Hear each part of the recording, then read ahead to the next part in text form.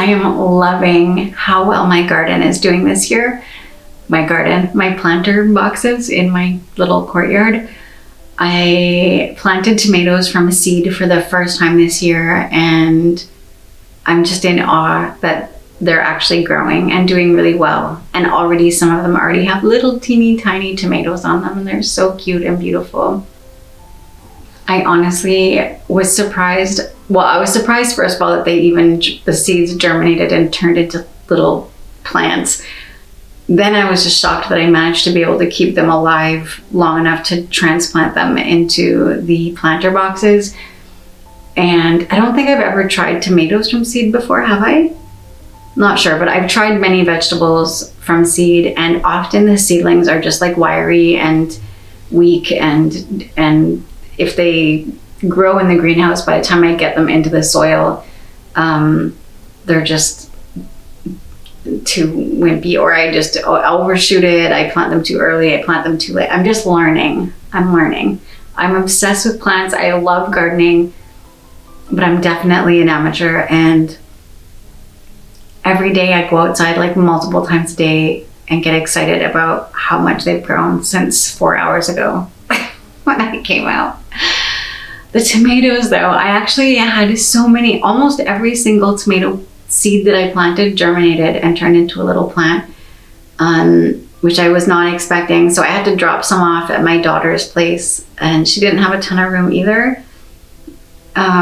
So then I kind of commandeered this corner at the end of the alley behind our house, like several houses down. So I guess that land, it's a tiny little bit of land, belongs to a neighbor, but their fence happens before that. So their yard is enclosed, and then technically their property kind of continues out into the alley a little bit. And years ago, somebody started some project out there with some kids, and I guess they built these planters and planted some vegetables in there, but that was before the pandemic, and no one has used them since. So I brought my extra tomato seedlings down there, and a butternut squash and an extra zucchini seedling, and planted them in those. I weeded and tore out a bunch of thistles and stuff, and I popped my extra seedlings in there. The butternut squash I bought at a grocery store in one of those plant cemeteries where they have like $2 plants that are just dying, and I don't know. I don't have a lot of hope for it, but I just didn't have the heart to leave it there at the grocery store.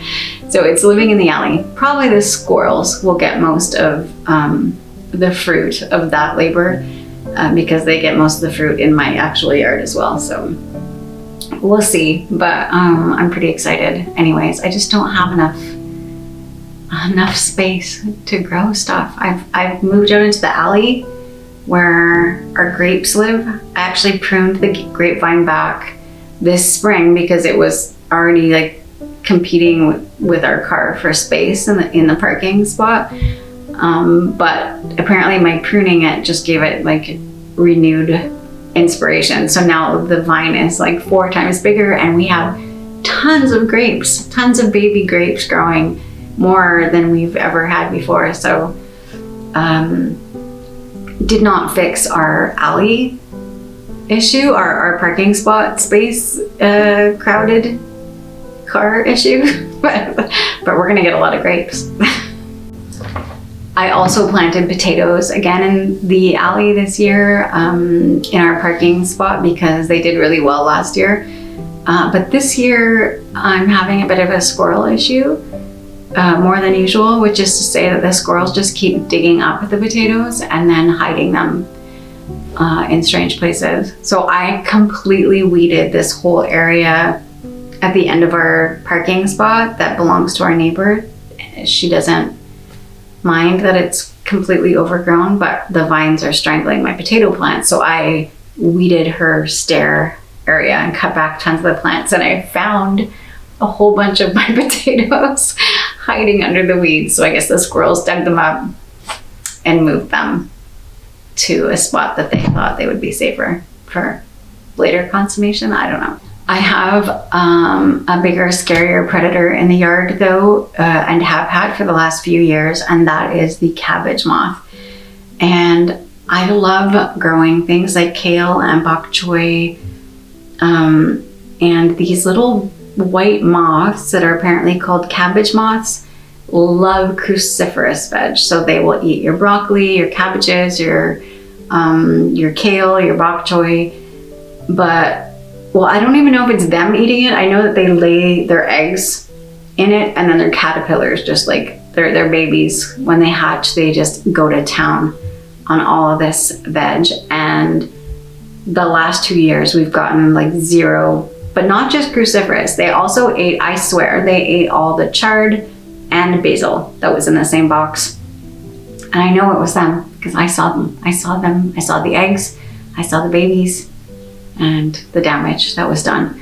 So I don't really know what to do, but I found online that a lot of people were saying that if you make cabbage moth decoys and hang them or stick them in around your kale and stuff, that will keep the real moths away, because apparently they're very territorial and they won't lay their eggs in a spot that they think their babies will have to compete for food.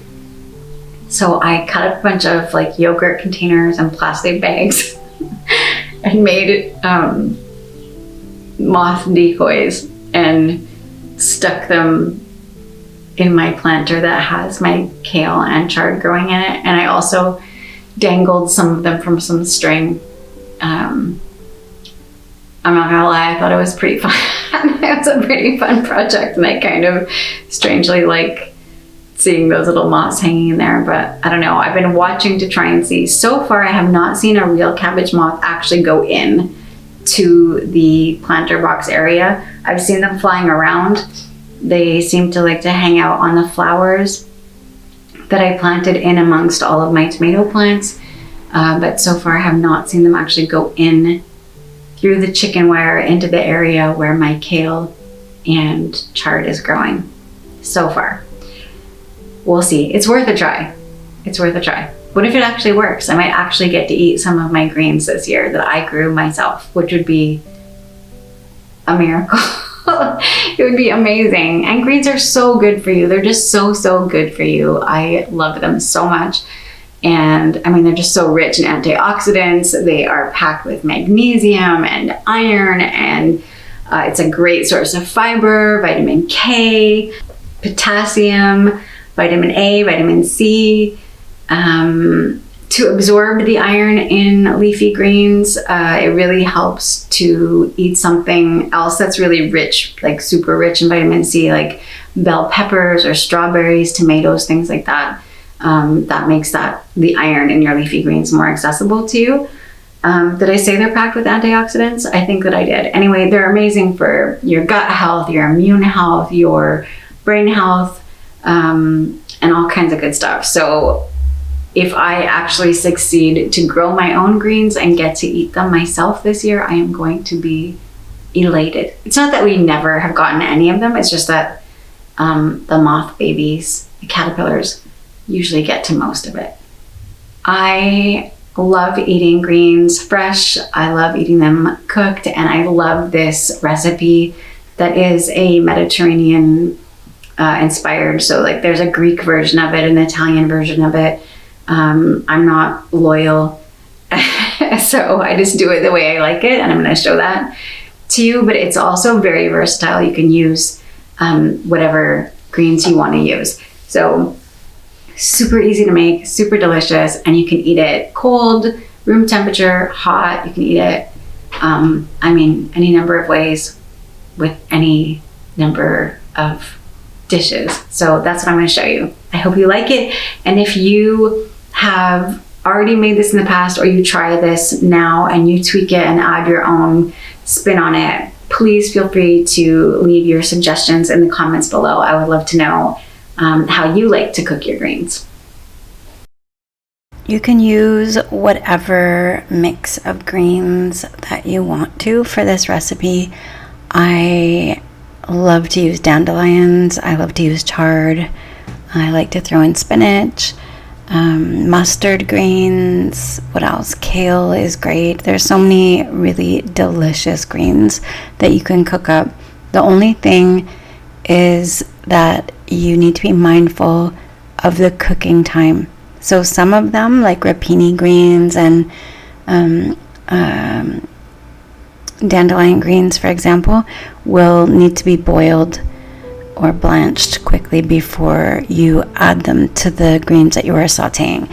For chard, I don't boil it first. Sometimes I boil the stems a little bit if I'm chopping the stems off, but the chard can go into the saute pan directly. It's pretty delicate. It doesn't need to be really broken down much.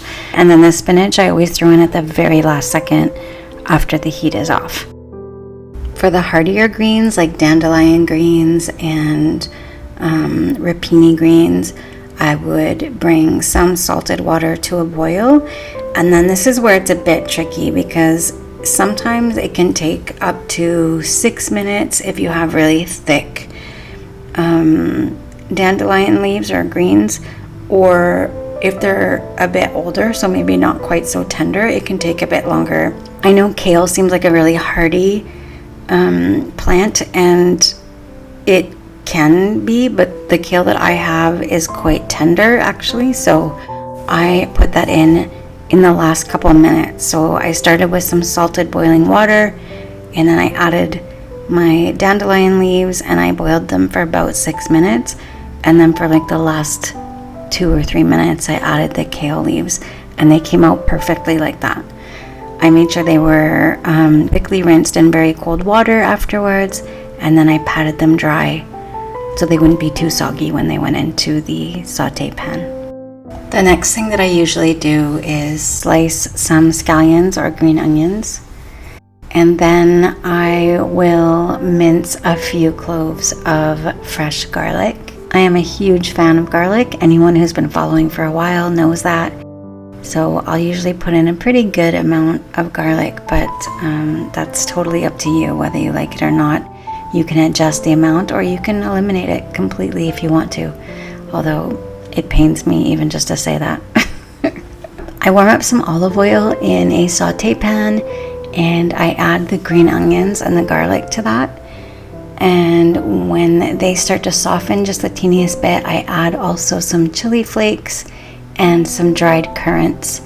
You can also use dried raisins. You can skip the dried fruit altogether if you want, but I just love this combination. You have the garlic and the onions, but then you also have the heat of the chili peppers, and then you have the sweetness of the dried fruit.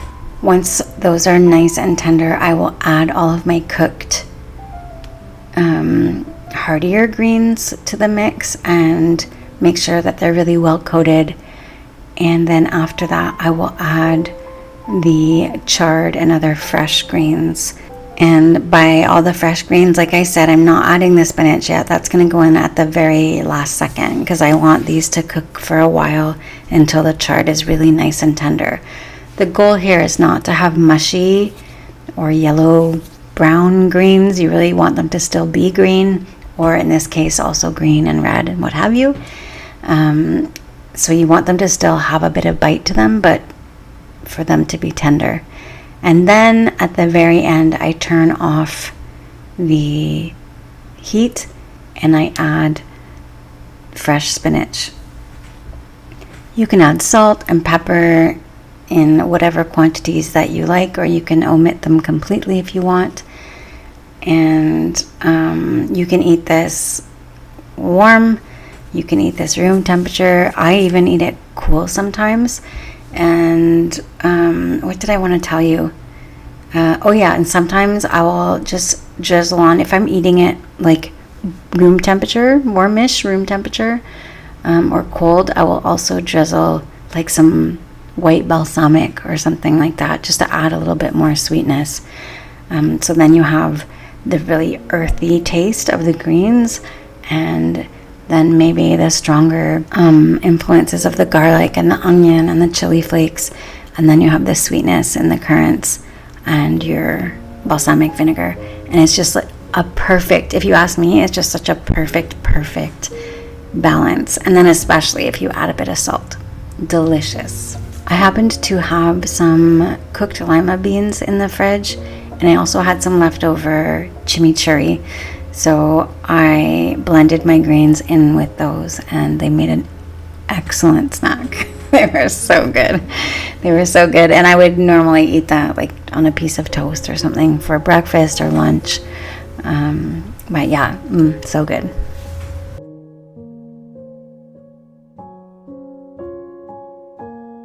Thank you so much for taking the time to watch this video. It means a tremendous amount to me. I appreciate you so very, very much, and I just love doing this so much. So I thank you for being a part of it. If you are a Patreon subscriber or a Substack subscriber, thank you so much for contributing, for helping to make this channel possible, and believing in the work that I'm doing. I thank you. If you are someone who would like to work one-on-one with me for naturopathy or nutrition, there is a booking link in the description below.